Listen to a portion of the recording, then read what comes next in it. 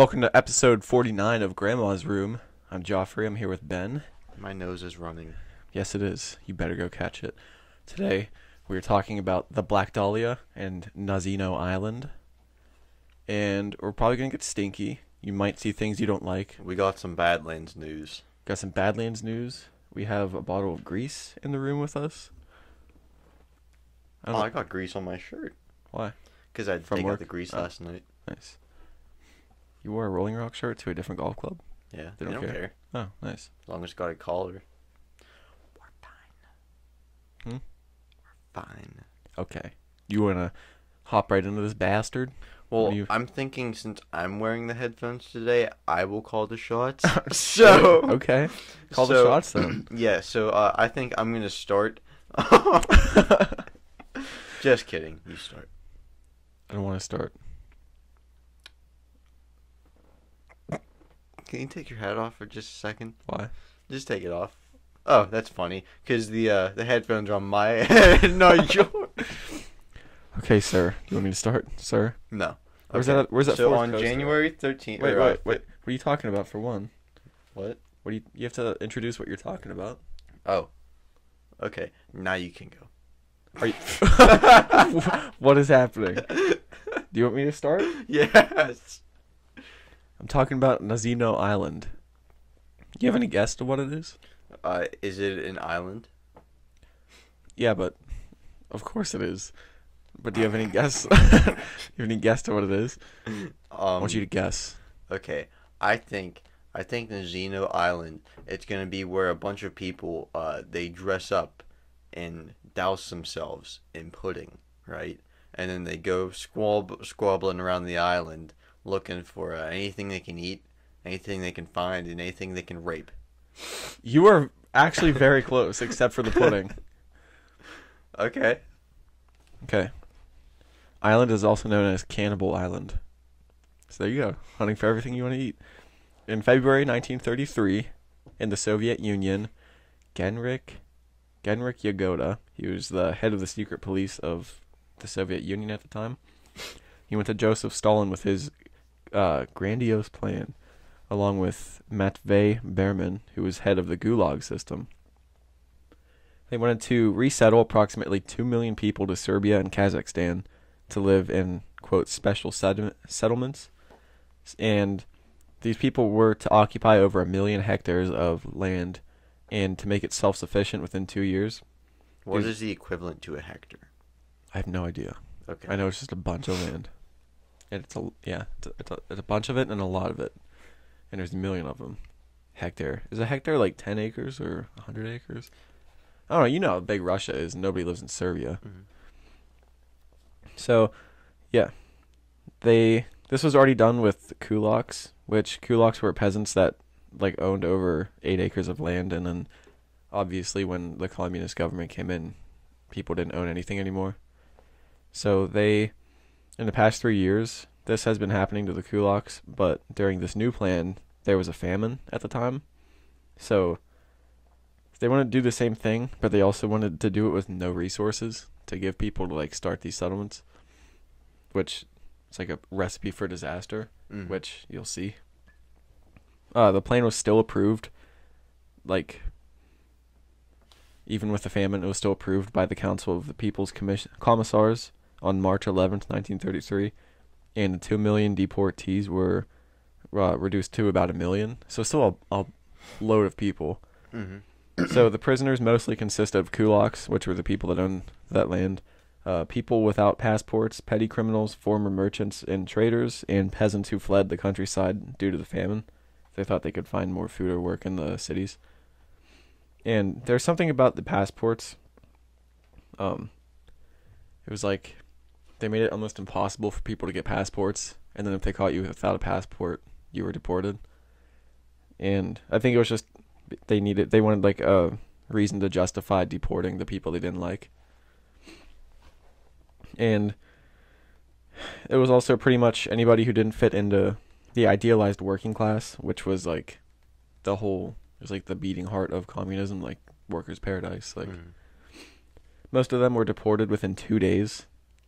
They like rounded people up like crazy. And between March and July 1933, another 85,937 people were deported from Moscow and 4,776 from Leningrad due to not having passports. One of the destinations was for like a very unlucky 6,700 people was Nazino Island. Nazino Island was a remote island in Siberia that was 3 kilometers or 1.86 miles long and 600 meters or 0.37 miles wide and was covered in snow. Again, it was in Siberia. So this like 1.8 mile times like by 0.3 mile island was now going to be home to 6,700 people. Yeah. Criminals, like violent criminals mixed in with people that just weren't like idealized by jaywalking, kind of. Just people who didn't really commit crimes. Well, like back in Russia, they would make these blanket laws that it was pretty much everybody broke that law, but they could just pick and choose who they prosecuted for it. Okay. So anybody they didn't like mixed in with like hardened like criminals like murderers, rapists. All these people were mixed in on this island and were supposed to make like a society that sustained itself. So the prisoners got there on 4 barges traveling by river. And it wasn't like an island out in the ocean. It was like these rivers met, and then in the middle there was an island. So like all around you was forest because it was just a river. Mm-hmm. So they got there on 4 barges, and by the time they got there on May 18th, 27 people were already dead on the barges. And they got there with no tools or food except 20 tons of flour, which they weren't given for another 4 days after they got there. So there were no shelters or anything when they arrived, and since they had literally nothing in the first, like they couldn't build any shelters because they had no tools or anything. I guess they could make like lean-tos, but what's that going to do in Siberia in the middle of the winter? Well, I guess it's not middle of winter, but in May it's still like cold as fuck. So in the first 24 hours, 295 more people died from like exposure, and some people I'll get into how some other people died. So like what happens when you mix hardened criminals, innocent people, authoritative guards, no food, no tools, no shelter, middle of winter? It's like chaos. Exactly, it was absolute chaos. So once the guards finally attempted to distribute the flour 4 days later, riots broke out, which resulted in the guards firing into the prisoners, and then they moved the flour to the opposite shore of the island. So like they tried to hand it out, people like were just scrambling because they were starving and like freezing. So then they shot some people, picked the flour up, moved it to the other side of the island that was like not even half a mile away. So then the next day they tried to distribute the flour again. Riots broke out again, and then the guards broke up the prisoners into groups of 150, each with a leader to distribute to their own people. So they made these groups of 150 people, and each group had a leader that they would give the flour to, and they were supposed to hand out the flour. But most of the leaders were like the hardened criminals who pretty much nominated themselves as leaders, and then they kept the flour for themselves. So then they left all the other people to fend for themselves with nothing. So in the following days, people started trying to escape. They built like makeshift rafts and tried to like cross the river to the forests, but a lot of them fell into the river and either froze or drowned. And sometimes if they did make it across the mainland, the terrain and the weather were so harsh that they weren't followed because they're going to die out there. And then sometimes the guards would hunt the prisoners down, but it was just for sport. It wasn't to like bring them back. They would just it was like hunting an animal to them. And to the rest who stayed on the island, their only goal was to survive. They're obviously not thriving. They're not trying to live a life of comfort. It was like every man for himself. So what little resources the prisoners had started to diminish quickly, especially since most of the leaders just kept all the flour for themselves. And there were gangs that roamed the island, like gangs formed, and it wasn't worth the guards' time to try to control them because they were so like vicious, so violent, and like there were so many of them. Because you have to think there's 6,700 people with like nothing, so like just like hunting each other pretty much. And at the same time, the prisoners had tried to mix the flour with the dirty river water to try to eat something, which led to an outbreak of dysentery. And is that the one that makes you shit yourself to death? I think so. Fuck. Imagine that. It might be cholera. Yes, I think that is cholera. But it killed even more people around the island was the dysentery. And by May 25th, a doctor at the island had found a couple bodies with limbs missing, which pointed to cannibalism after 1 week. So after a week of being there, they started finding like bodies with like limbs missing that people were starting to eat. And by May 25th, I just said that. Each night, even more people kept dying from freezing, and some even burned to death because they would make the fires, and then it'd be so cold they'd get too close, and then in their sleep, I guess they'd just catch on fire. So there was nothing good that came out of this, except for the guards, I guess, when they wanted to hunt people. But the doctor who discovered the bodies reported the cannibalism to his superiors, and he was ordered to ignore it. And then there were also rumors of the guards trading bread for sex, throwing bread into groups of prisoners to watch them fight over it, and guards also trading cigarettes for gold ripped out of the teeth of dead prisoners by other prisoners. It's like if they found a dead body, they'd search for gold teeth so they can get cigarettes. I would think that they would trade it for like food or tools. But I don't know. By May 27th, 1,000 more prisoners had arrived, but there were still no tools to build shelters or even food to cook with, or no tools to cook food with. Gangs still roamed, murder was still rampant, and then by June, cannibalism was extremely common. It's like, oh, they just another cannibalized body. Like, it was just normal now. So by 1989, an Ostiak woman, which the Ostiaks were natives to the area. Like, I don't know why anybody would stay in that area, but they did.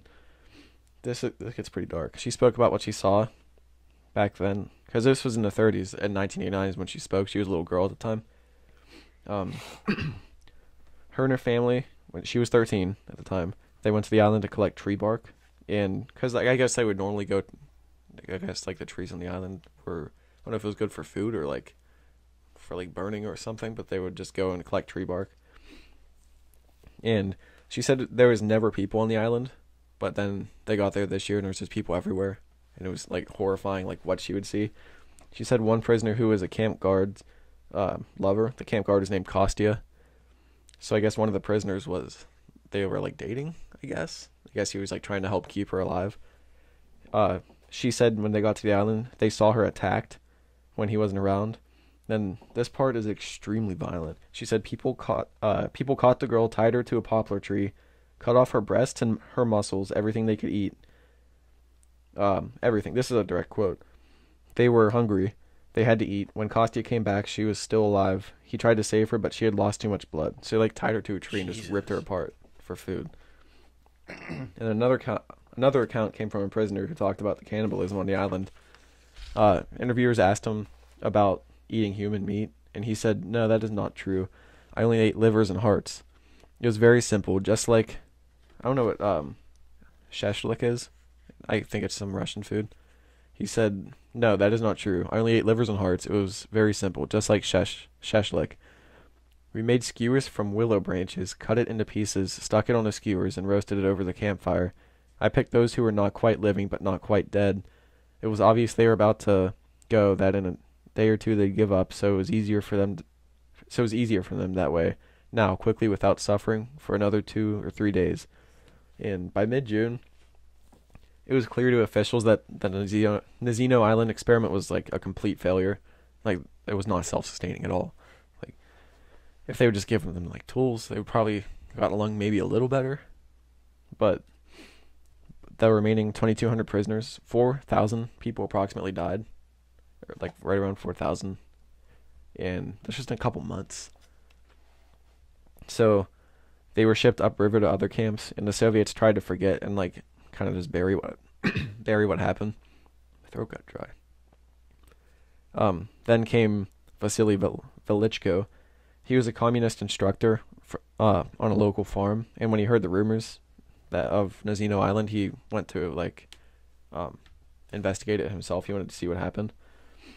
He didn't like have any authorization to investigate from his superiors, but he made it to the island anyway. At first, he didn't see anything, but once he was actually on the island, he was shocked by what he saw. He collected evidence of the murders, the cannibalism, all of the other horrors that came from the Nazino experiment. After his investigation and interviewing like the local Ostiak people, and he submitted his report to Moscow, and since it was unauthorized, and since they were trying to hide the truth, he was immediately fired. I'm surprised he didn't just kill him. Yeah. Because it happened all the time. So the report was buried in the archives, but before it was read, I guess, by the right people, and the entire resettlement program was declared like an official failure, and settlements were replaced with forced labor camps. Like, it's not any better, but I guess in a way it is, because people actually had food like that. But along with the shutdown of the program, all of the guards who were like on the Nazino Island were put in jail for 12 months. Like, not a huge term. I'm guessing they weren't treated horribly, but who knows? It was Russia. But yeah, that's Nazino, my boy. That was pretty brutal. Quite dark. Yeah, that was really dark. I don't think you can find many topics from Russia back in the day that weren't brutal and dark. Yeah. Anything like pre-1995-ish. Yeah. 91 was when the USSR fell. Okay. Like, as that government. I was gonna say 92, but I wasn't sure. I need to research, I forget what the era was called. But like the 90s in Russia were apparently fucking nuts, dude. Like, cool? In a way. Because it was like when the free market was starting to come back. Have you seen pictures of when the first McDonald's was in like Moscow or something like that? No. I remember Gorbachev. I think he was the last leader in in the USSR or Russia. And he did a Pizza Hut commercial. What? Yeah. No. Yeah. And people were just like, what the fuck is happening? Because they were used to their leaders being like, bend the knee or die. And then he was just like, Pizza Hut. Dude, can you find that? I don't know if this is charged or not, but I can try to find not. it. Oh! Would you look at that?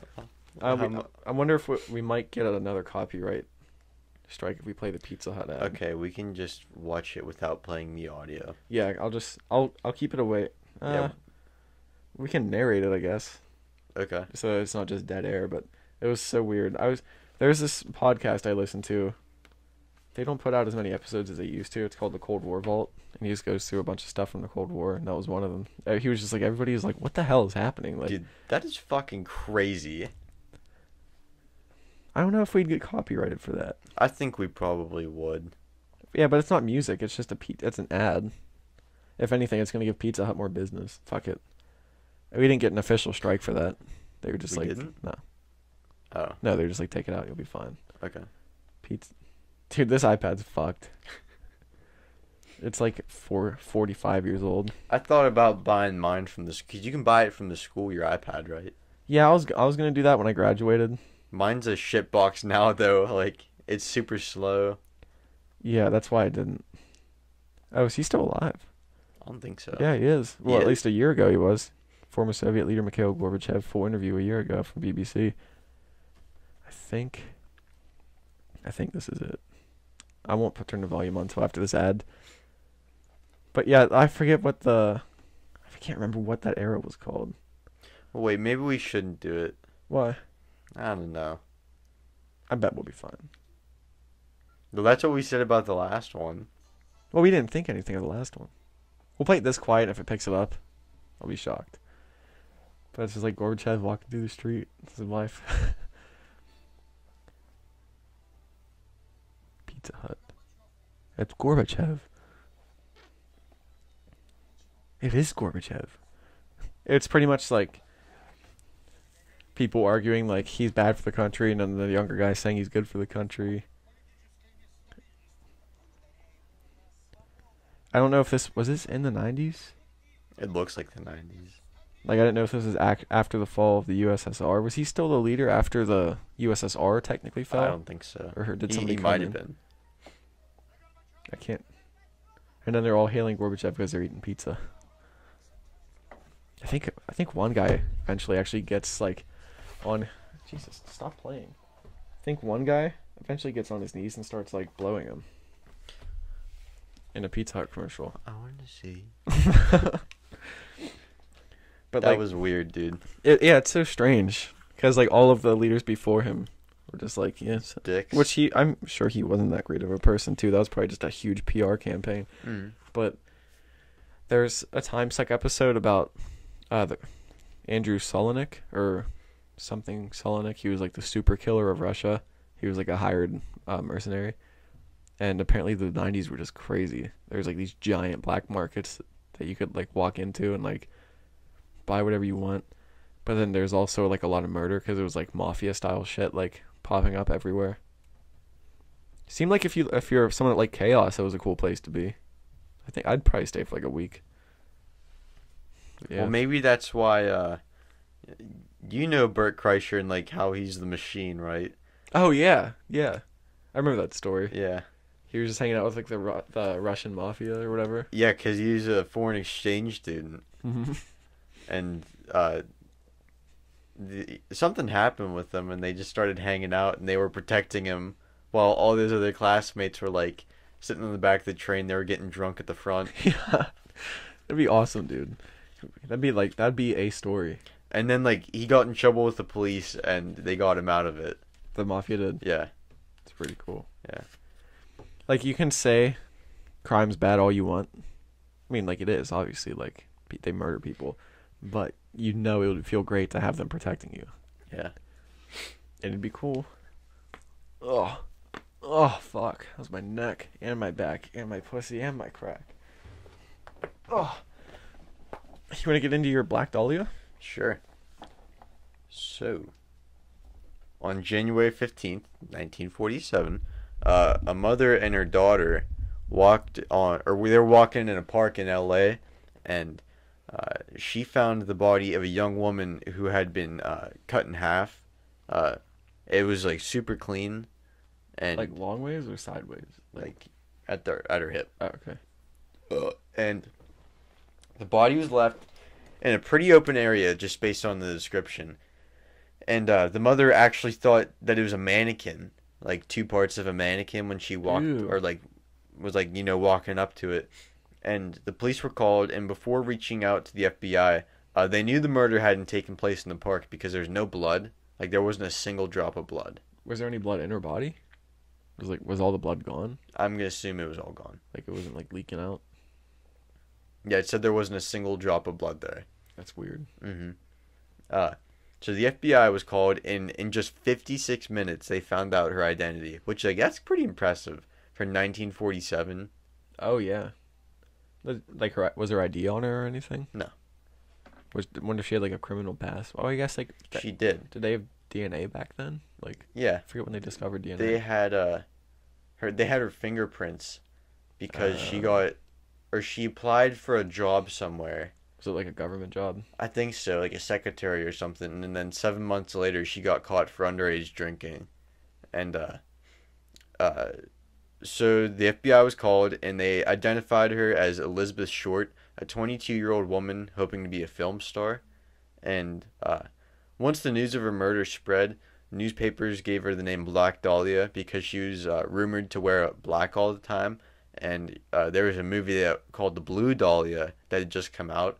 Don't ask me what The Blue Dahlia is about because I have no clue. Just about a lady who wears a blue dress. Yeah. And the FBI tried to investigate the murder by finding like suspects, sus. And at one point, they found a. Actually, I'll get into that later. So they thought, because of how cleanly her body was cut, that it could be like medical students in the area. And so they searched for fingerprints at the University of Southern California Medical School, and because police had found fingerprints on a letter given to them by the killer, like sent in. Wait, the killer sent a letter in? Yeah, he sent a few things in, and I'll get into that in just a minute. And this is also from the FBI website too, so it's pretty official. So they go over this place, right? Oh Christ! And so they find a match of the fingerprints on the letter. Yeah, in the medical school. Oh. But they couldn't find a record of them because there was nothing in their database. Wait, what do you mean? So they found fingerprints, but they couldn't identify who it was. But they knew it was somebody in the school? Yeah. How? At least that's what I got. I'm confused. I'm pretty sure. So they got fingerprints off the letter, right? Okay. And then they went to the school, and I don't know if it was a lab or something, but they found fingerprints, but they couldn't identify. Like, they found the same fingerprints in the school. Yeah. And they're probably not allowed to just be like, everybody give us your fingerprints. Yeah. I mean, are they allowed to do that? Or would that be like a Fourth Amendment violation? Like, I think so. if there's no reasonable... I mean, I don't know. Or search like and seizure. Sounds like a blurry area right there. Yeah. Maybe it's very cut and dry. Yeah. And we're just dumb. Most likely that. So, like I said, they couldn't find any records of the same fingerprints in their database. And the killer also sent in personal items that belonged to Short into the police station, like her birth certificate, social security number, and a contact book. And there they got about 75 suspects, like, to investigate to see if they had done or knew anything about it. And many fake, like, copycat killers, they confessed to the crime and they sent in fake letters, but none of them were the real deal except for, like, the first letter they got and some of her belongings. And a year later, a woman living in Florida who had lived in LA before, she called police and said she had a friend named Leslie Dillon, and he had also lived in LA but then moved to Florida, and she thought that he may have killed Short. And so the police, the LAPD's quote gangster squad, they lured him back to LA and they captured him and tried to get a confession out of him by torturing him. Oh, nice. Yeah. And I was just a note I'm gonna bring up later. However, the job went south after he wrote down a note and he snuck it out a window in this warehouse or wherever he was. It didn't say, but so someone found it and they told the police or whatever that, like, hey, this guy's being tortured here, and he was innocent. He didn't do it. He was, like, totally innocent. And wait, so was he like an actual gangster? No. The police's gangster squad. It was a group of cops that just go rough people up to get a confession. I thought you meant like he was a known gangster. No. We're also suspecting him. So it was just some random guy. Pretty much. Fuck. So they just tortured a very innocent guy. Yeah. And so he sued the city in 1949, and by 1950 the case had been forgotten about and almost overshadowed by Dillon's case about the police ethics. And after a string of books since the 70s, books about the case have made it more popular, and the case began to grow again in popularity. However, after each book, I was reading, like, the chronological order of these books that were written. Each one, it seems like one after, like, so someone comes out with, like, hey, Bill Brown, not a real name, or a pretend name for this scenario. Wait. Bill Brown murdered Black Dahlia. And then another book would come out right after that and was like, hey, Bill Brown did not murder the Black Dahlia. Joffrey Wills murdered the Black Dahlia. So they just keep coming up with new theories and saying, like, the last one was wrong. So each book, it was just like a big game of who put the cookie in the cookie jar? Yeah. Not me. Couldn't be. Wouldn't be. Then who? Joffrey Wills. Black Dahlia. I killed her back in 1943. 9. 1949. No, 7. I always remember seeing that video from BuzzFeed Unsolved. Yep. But I never watched it. I never knew what the case was about. I actually just watched it on Hulu. Wasn't her face all fucked up too? Yeah, there was the guy, like, cut like Joker lips? Yeah. A sick pair of Joker lips. That's exactly what I thought. That's from South Park, if you don't get it. Talking about a vagine. Yeah.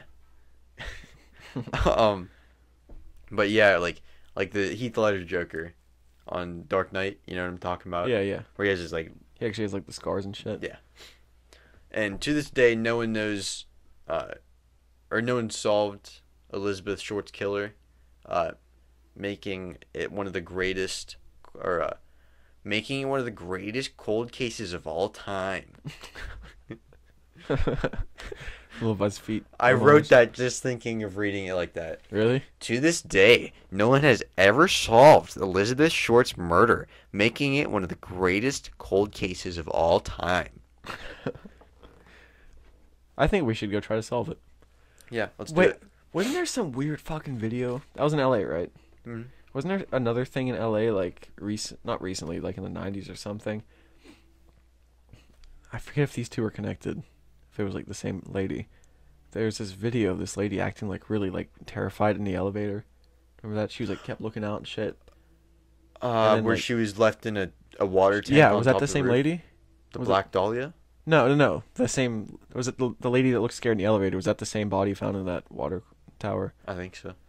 I don't know. That just reminded me of that for some reason. Probably the BuzzFeed connection, because they did a video on that too, I think. Huh. So this note I made, John Doe. Like, I don't know. There was no guy in there named John Doe. But I don't know what reminded me of it. Do you remember... I forget, were you on the first episodes of Grandma's Room, like the very first couple? No, but the name sounds familiar. It was a Missing 411 episode. Yeah. It was a kid who was like, he went missing. Oh, the robot? Yeah, and she like told him to shit on a piece of paper. Yeah. Like, his name was John Doe in that story. Is John Doe some name they just give people for anonymity? Anonymity? That's the first time I've said it right on the show. Anonymity? Anonymity. Anonymity. Anonymity. Anonymity. Close. Anonymity. Yeah. Do you say? I thought you said nimini. Sorry. But like, I'm gonna look that up real quick because I've been very. I heard another reference to John Doe in a Time Suck like cult episode. Is John Doe A pseudonym? Yeah. Whoops. Pseudonym. John Doe is a fictitious name usually used for males. Jane Doe is for... Okay, so yeah, it's just like if you don't know or don't want your name known, you just John or Jane Doe. Okay. Yeah, that clears up a lot of Confusion. You know, I could have is that from Jackass? Jackass? Oh no, I was thinking of the time that they put Chris Pontius upside down and dressed his chin up like the king Viking. Oh yeah. The scorpion was attacking him. It was, I've long awaited this blood orgy. That was Tis Confusion. That's from Practical Jokers, right? Yeah. 'Tis the season to be hoary. Do you want to tell your Badlands story? Yes. Okay, we'll share the screenshots. I don't know if any of you guys follow Badlands. If you don't, go ahead over to his channel. Maybe we'll post a link in the description. You better. No, we will. We will put a link in the description. You will follow him now. Yeah, and I'll make that note right now. For those of you who don't know, he's this guy. He was a rapper back in like what 90s, early 2000s. I think he still makes music. Yeah, but like he did that. I don't want to say more seriously. Well, it was all about like the food eating contests. All of it? And like chugging and stuff. Oh, I thought that was the new stuff. I don't know. I actually don't know which one I listened to. Because I've listened like the first album before.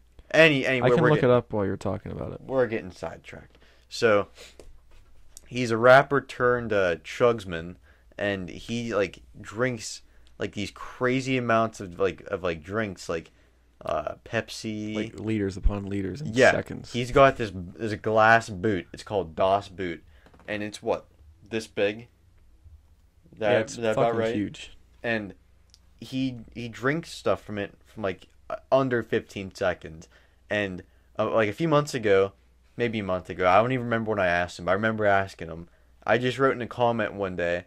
I was like, hey, can you do a cheerwine chug? And if you guys will pull up his YouTube channel, one of his newest videos is a cheerwine chug, right? And he even says in the video, he's like, one of y'all asked me to do this chug. And I was like, no fucking way. Like, no way. And so I watched the video, right? And I dropped a comment, and I was just like, hey, thanks, Badlands. And he fucking liked it, dude. Dude. So it was definitely you. Yeah. Like that. I'm pumped, dude. That made my whole day. It was pretty cool. So if you ever get a chance to hear this, Badlands, Thank you. Thank you. Thank you very much. I just looked up his albums. All right. His first album was Hungry and Focused. Okay. It was Yeah. from 2003. 2003. All right. No Deposit, No Return. The Sweet Science of Competitive Eating. No, this we can't play this. No, I'm not gonna play it. But Give Me a Call, Lightning in a Bottle. I Want to Rap. IFOCE is here. IFOC. The anthem. I wish we could play it. I mean, he copyrighted it, so I doubt he'd have a problem, but we shouldn't take that Wait, chance. what? It's not like a record label. Oh. It's Well, it might have been at home though. His son, OK Hip Hop, he makes like all the music for his videos now too. It's Eric Booker and Julian Mayle. I don't know. So yeah, like his albums are Hungry and Focused, Hungry and Focused 2, Hungry and Focused 3, Hungry and Focused 4, Extended Play, Sturf and He just Stillwell, came out with one last year. Big Man maybe a year Mentality, ago. Surf and Stillwell 2, 2018 was Surf and Stillwell 3. What was his latest one? The Oh. album cover was like an animated hymn. 2019 is Big Okay. Man Mentality 2. Yeah. But even if like the whole idea of him just chugging shit sounds stupid, he just seems like the coolest guy, like one of the nicest guys ever. Yeah, he seems pretty cool. Yeah. Like he's like super nice to his fans. We were watching one today where two fans walked up to him in the middle of his video. Oh yeah, And, the like, docs. Yeah, and he didn't get mad or anything. He was just like, "Oh, hey, come over, man. Let's get a picture." I don't see how you could get mad, like if you had fans. But some Yeah. people, it seems like even like small channels, once they get a little following, they just get cunty. Yeah. And I don't like that. If we ever get a following, and any of us does that, we need to make a pact to like.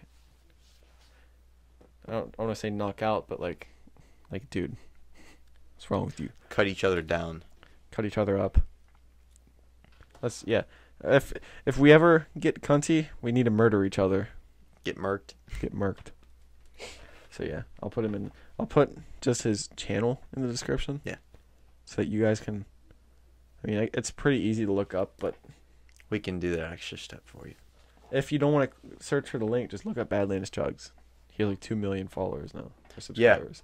All the people I told at school, I was telling you 1 million. I was wrong. 2 million. 2 trillion. How many does PewDiePie have? 100 million. Fuck. We're almost there. We have like 20 people. I don't know how much we have. I don't pay attention to it really. 28, I think, is what I saw last time. I heard this advice before we started this. It was like if you dwell on the numbers, you're gonna get discouraged fast. Yeah. And it's worked. I haven't looked at our numbers really at all, Mm. but we are now 29 subscribers. It went up. Yeah, we'd had 28, right? Mm-hmm. We have a Twitter now. Oh, yeah? I mean, a Twitter. I've been putting my thinkings up. It's just like stupid shit, like just like whatever thoughts. Are you on it? Did you log in yet? I don't have Twitter. I didn't either. I did it for this. I'm gonna look up Grandma's room. I don't want to sign in on. Ah, fuck it. I can sign in. Let me just turn the thing away so people don't On ya. on my laptop. So. If you can decipher the password for my grunts, you deserve to be on here. That actually might be a little too What? exposed. The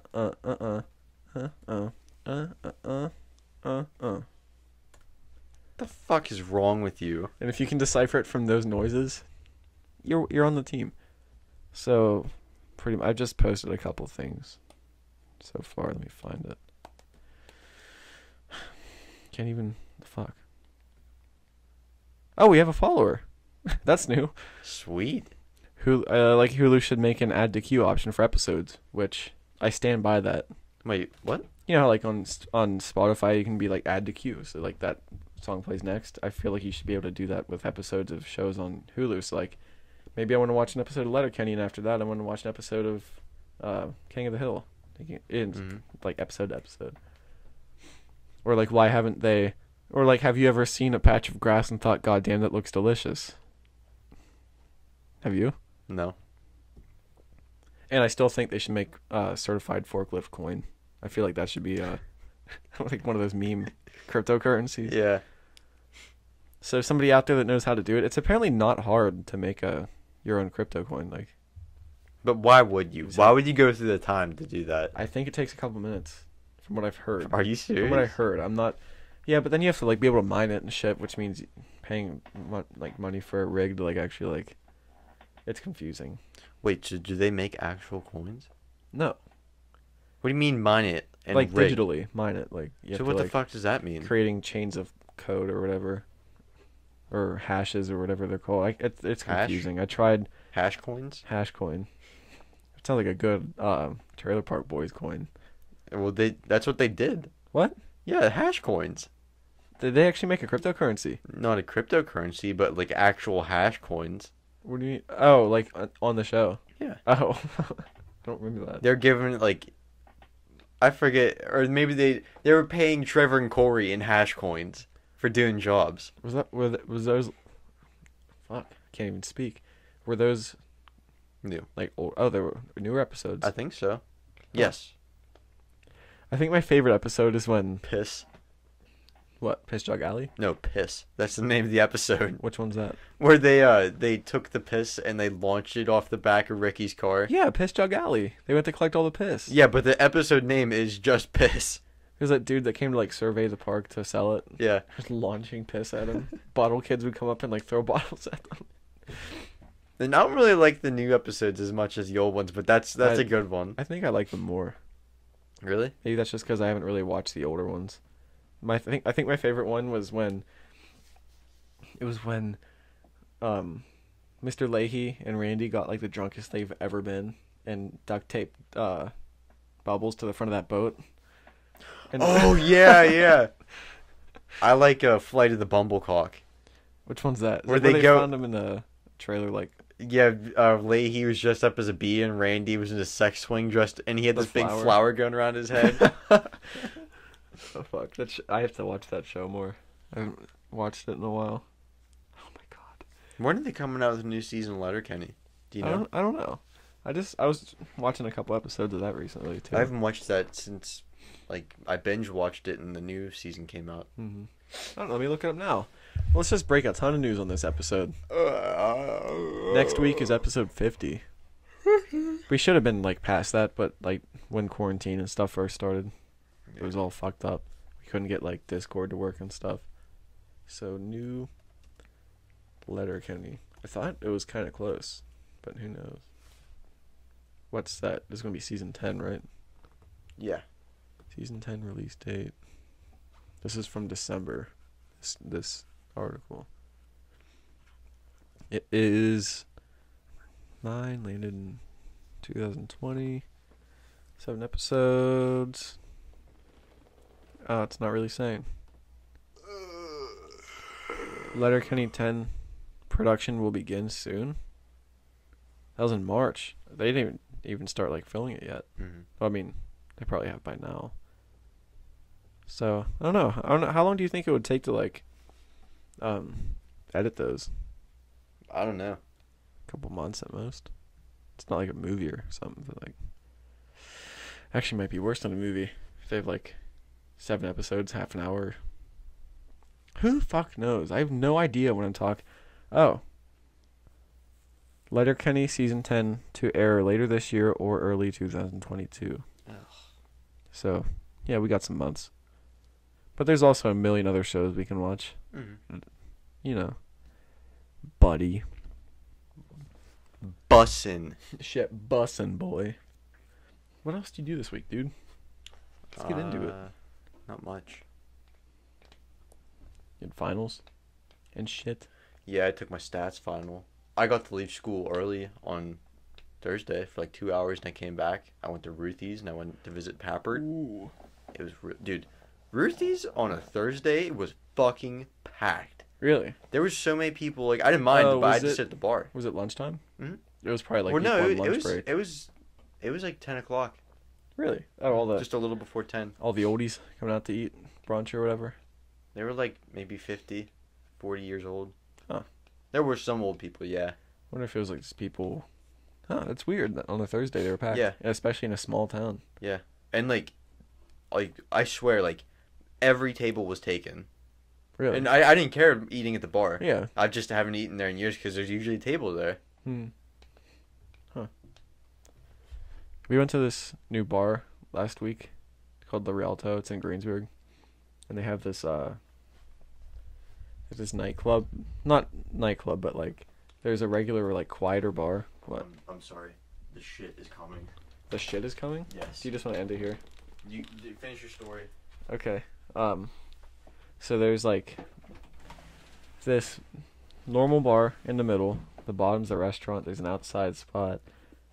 And I'm sure everybody listening is super interested in this. There's like a nightclub up top. They were playing a bunch of old 90s bangers, early 2000s bangers. And before we went up, there was just a bunch of people walking up to go dance. And then there's this guy in a huge cast who was on his leg and he went up to dance. And then we went upstairs, he was dancing. So I don't know what to talk about now. Ben just abandoned me to go take a poop by myself. Oh wait. Fuck, I already told the story last week about the SpaceX satellites. So yeah. I guess right now I'm just waiting until he gets back. If he does, he's probably fallen in. I don't know. He usually is a quick pooper, Ben. He's like the 5-second and done, but I feel like this time's gonna be. He seemed more in a panic this time. And that's the thing. That's the more you panic, the more poop your body creates. That's science. Look it up. The more you poop, the more. So the more you panic, the more poop your body creates, and then the more poop your body creates, the more panic sets in. So it's this vicious cycle. So like if you panic once in your life, you're never gonna stop pooping because it's nonstop. I think that's where Ben's at. This is the first time I've ever seen him panic. So I think from now on it might just be me because he's not gonna be able to record unless we put a microphone in the bathroom. And it wouldn't be hard. We have like a windowsill right beside the toilet, which you could easily mount a mic onto. The only problem is, I'm guessing, is we'll have to get like a 50-foot, like, I guess these are USB, so you can probably easily find a USB connector and just extend the microphone. I just don't know if there'd be lag. I doubt there would be, but we'd also have to get a better mic because these mics pick up a bunch of like background noise.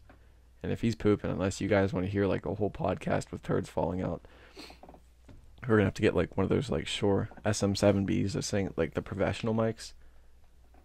Because like I said, he's not after this. He panicked. He's done. He's never gonna stop pooping.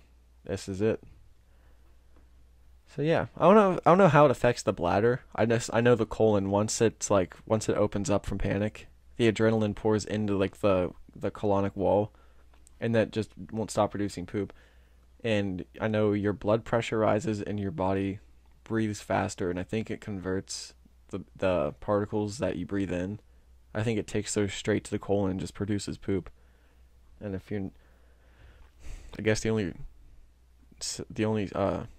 solution is to stop breathing. But I know he's not going to do that unless it stinks too bad. Which that might be. You could possibly stop your pooping if you hold your breath for like. Because if you stop pooping, how long does it take your colon to contract again to stop? Because like it's the colon that opens up is what does it. So I don't know. I guess if you stop breathing for like 30 seconds a minute, you might pass out, but it also might end the cycle of pooping. He's taking a while in there. This is longer than he usually takes. I don't think he's going to stop. Hey, Ben! Hold your breath! He doesn't understand. He heard me, but he doesn't understand. I want to help him, but I don't want to leave this because I don't want dead air. So I guess the podcast is more important than him not pooping anymore. But yeah, I'm sure all you guys are having a ton of fun listening to me ramble on about his colon opening up. But we're not going to stop. This is too important. So other breaking news. What can we get into on breaking news? My news app is loading. And I have a feeling that the 5 people that listen aren't even listening anymore. So I'm gonna go into the astronomy, see if anything cool's happening. The Earth almost has a new moon. What? What is this? Oh, that article just disappeared. Where it went? So I heard China just landed. Yeah, here it is. China's Zhurong rover begins roaming Mars. They landed a rover, and of course it's Apple News Plus, which nobody pays for. So let me find. I'm gonna look up Zhurong for you guys. This is the hard-hitting news. We're talking about poop. Business Insider. China's Mars rover has made its first tracks on the red planet. We'll read this one. And whoa, this thing looks bigger than. Oh, it like landed a little platform, and then it has these little like conveyor belts it drives down. Completed its first test drive, and has cameras already beamed back photos of the Martian landscape. It's the second nation ever to drive a rover on Mars, joining the U.S. U.S. #1, son. After, now he's in the kitchen. What's he doing? The Zhurong's named after the Chinese god of fire. Finally left its lander behind. 10:40 a.m. Beijing time. Zhurong rolled down a ramp on the Martian surface, according to the Post. I'm pretty sure that when we landed our latest rover on Mars, it literally landed and bounced. That's how that's how we landed. We bounced it off the they're off the surface. They're exploring a volcanic rock field for signs of water ice. So TN-1 lander carried Zhurong inside of its down to Mars Utopia Planitia, a giant plane in the planet's northern hemisphere. Now it's ready to roll. Zhurong will explore the plane in search for underground water ice while also capturing 3D images. Oh, did you hold your breath? Did you stop it? You might want to come back. Dude, I kept it going. Oh, okay. I did not end it. Okay. I was talking about how once you panic, anytime in your life, like if you panic once, it's all over, because then your colon opens up, and then you can never stop pooping. Because the more you panic, the more you poop your body creates, but the more poop your body creates, the more you panic. So it's a vicious cycle. And because your colon opens up, and then if you don't eat anything, like what's going to produce the poop? Are you following? No. So, not at all. So if your colon opens up, it keeps producing more poop. But if you don't eat, it obviously can't produce poop. That's when it takes the particles that you breathe in, and it mixes it, and it makes poop. So the only true way to stop pooping is to hold your breath for like a minute. You might pass out, but it stops the poop. And if you panic again, it's going to start again. Who will stop the poop? Who will stop the poop? You. Like who will stop the rain? Only you. Only you can prevent panic pooping.